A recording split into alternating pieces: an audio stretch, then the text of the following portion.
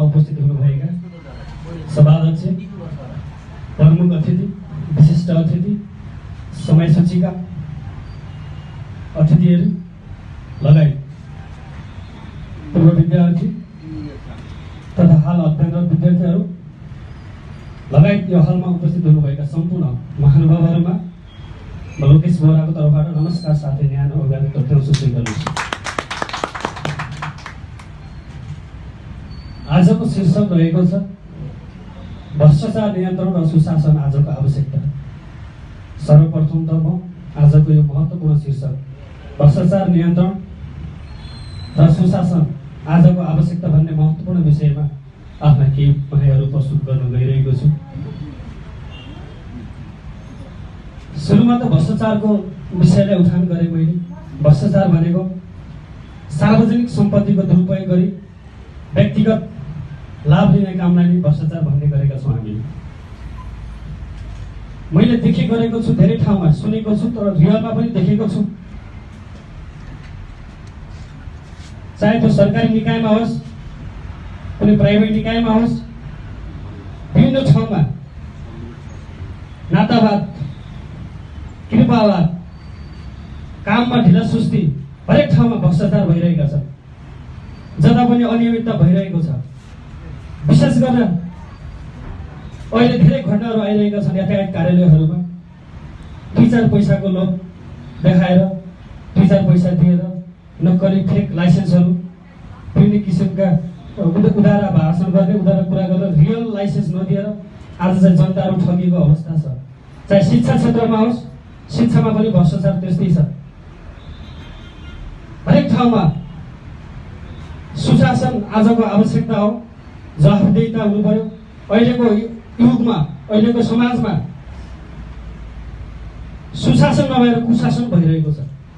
हामीलाई चाहिने भनेको सुशासन हो।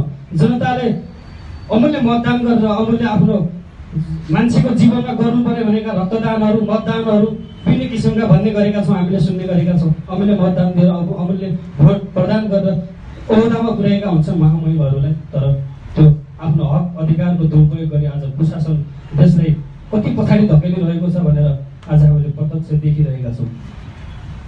विभिन्न देशका कुराहरू गरौँ, विदेशमा पनि भ्रष्टाचार भइरहेका छन्। नेपालमा मात्र भन्न चाहेको होइन मैले। तर त्यो देशको अवस्था हेरौँ, त्यहाँ भएका जनताको अवस्था हेरौँ, हरेक ठाउँमा त्यस्तै अवस्था छ। श्रीलङ्काको अवस्था हेरौँ, सुडानको अवस्था हेरौँ, हरेक ठाउँमा अनियमितता भ्रष्टाचारले गर्दा आज देश कहाँबाट कहाँ पुग्यो।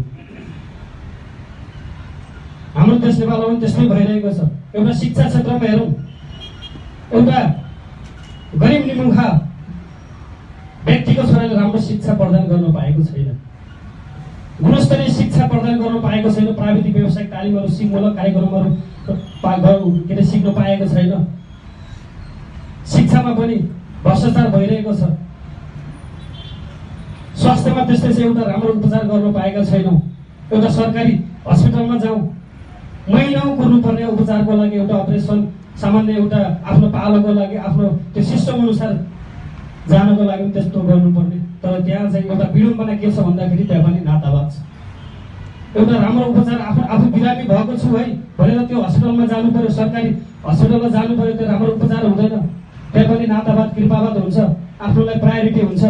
एउटा गरिब निमुखाको केही भन्न नसक्ने, केही बोल्न नसक्ने एउटा गरिब निमुखाले राम्रो उपचार पाएको छैन, महिनौ कुर्नुपर्ने।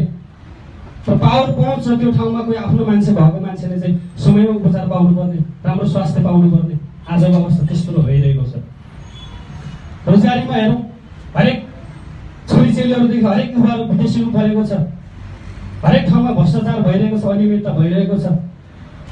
शासन व्यवस्था, हाम्रो देश नेपालको यो संवैधानिक व्यवस्था राम्रो छ, ठिक छ, नियम कानुन ठिक छ, तर कार्यान्वयन भएको छैन। मलाई लाग्छ धेरै देशहरूको कानुन भन्दा हाम्रो चाहिँ अत्यन्तै त्योभन्दा पनि अब्बल छ, राम्रो छ। तर विडम्बना हामीले चाहिँ हाम्रो महामहिमहरूले भनौँ कि हाम्रो नेतृत्व गर्ने व्यक्तिले भनौँ कि त्यो कार्यान्वयन गरेका छैन। एउटा भनाइ छ नि, ठुलालाई चैन सानालाई भन्ने एउटा भनाइ म अवगत गराउन चाहे। हाम्रो देश नेपालमा पनि त्यही भइरहेको छ, सुशासन छैन। त्यसैले सुशासनको लागि, देश विकासको लागि, हाम्रो भविष्यको लागि, हाम्रो उज्जवल भविष्यको लागि हामी आफैबाट सुरुवात गरौँ। हामीले सही मान्छेलाई मतदान गरेर सही ठाउँमा पुर्याउँ, सही नेतृत्वलाई सही ठाउँमा पुर्याउँ।